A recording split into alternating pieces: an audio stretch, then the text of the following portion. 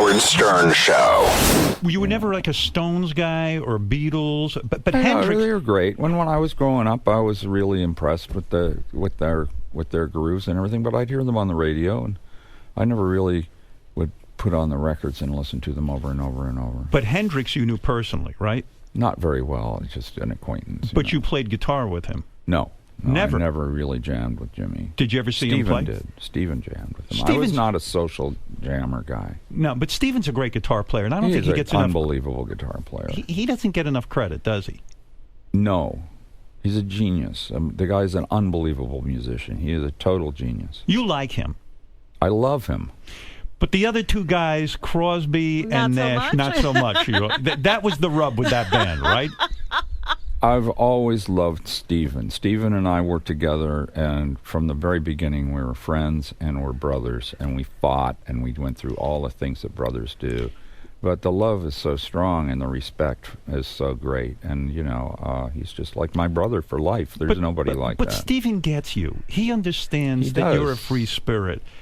Graham Nash, the rub against him is that he didn't want you in Crosby, Stills and Nash, right? He wanted to just have you come in and be a bit player kind of thing, and you said, "Hey, screw you! I'm a major player here." Full-fledged guy. Right? That conversation never happened, but I do remember that I wanted my name on the band. Absolutely. If I was going to be in it. Yeah. And that was a good idea. And Crosby, what is going on there? I mean, he's made statements. It's like a little war or something. You said, "Hey, there's never going to be a Crosby, Stills, Nash and Young reunion," and he goes, "Oh, tell us something we don't know." He's angry with you. He's pissed off. He's this. He's that. What is that? I mean, you guys make such beautiful music together. I don't understand it. Playing with Stills and Nash in that band was really great. Oh. Was it the drug use, you think, with Crosby? That because I mean, you'll put up with some of that, but not. You know what I mean? I think I wish him the best with his life. Right, but there's a bitterness there. There's love there. There's nothing. But you won't. There's just nothing else there. So my dream of you guys reuniting, having a little concert, maybe doing the Deja Vu. That'll never happen. Never happen. No, never in a million years. And that's what I sort of love about you. That there's probably a ton of dough on the table for a Crosby, Stills, Nash and Young reunion. I mean, most people would be tempted by that. You could always use a few extra bucks, right? You got to think about things before you do them. You want to enjoy yourself? Sometimes you have to think. If you make a mistake, you got to fix it right away. You think it would break your spirit, in other words, to go on tour and do that? It wouldn't be fun. Right. That would never happen. Right. You don't have to worry about it. Oh, okay. Neil, is it hard to say? Neil, is it hard to say no to stuff? In other words, no, it's easy. When agents, once you know why, it's easy to say no. It's easy. But you know yourself really well. I mean, again, when you have agents and people in the music business pushing you for things, and when you have to be the one lone voice. My people that are my peeps that work with me, they never push me against anything I don't want to do. They understand why, that I'm going to do something else. Has Steven ever come to you and said, please? No. He would never do that to you? No, of course not. If Crosby came to you and apologized for whatever wrongs he's done and said, listen, Neil, it's so silly for us. We're getting too old for this. There's nothing wrong with it. There's nothing that's, there's nothing to apologize for. No? No. I feel like there is. I think I have to step in. Well, you're fixing something that apparently isn't fixable. It was fixable. It was at one time? Yeah, it was. Then what happened? Why didn't it get fixed? It didn't get fixed. Oh, and it's still not fixed. Was that your fault that it didn't get fixed, or was it? Absolutely not. Jeez, you're so cryptic. I did everything I could to make sure it got fixed. Oh. Yeah, these bands. You know what's crazy about bands? When I read about the history of bands, it is so hard to keep four personalities together. I mean, even we the were Beatles. Together for a long time. Yeah, we did a lot of good work. Yeah. Why should we get together and celebrate how great we were? Well, what difference does it make? Because the audience... the audience, great, fantastic, but we don't do it. I mean, it's not for the audience. What about for money reasons? What about It's not for money either. Even for a cause. You have a lot of causes. Right. But I can go there and cause away. I do. I have a lot of causes, yes. and I keep doing that. But I don't have to do anything that, You know, when you play music, you have to come from a certain place to do it, and everything has to be clear. I have a question. You don't want to disturb that. When you were at... I don't. I like to keep the love there, and if the love isn't there, Neil, you don't want to do it. When you were at...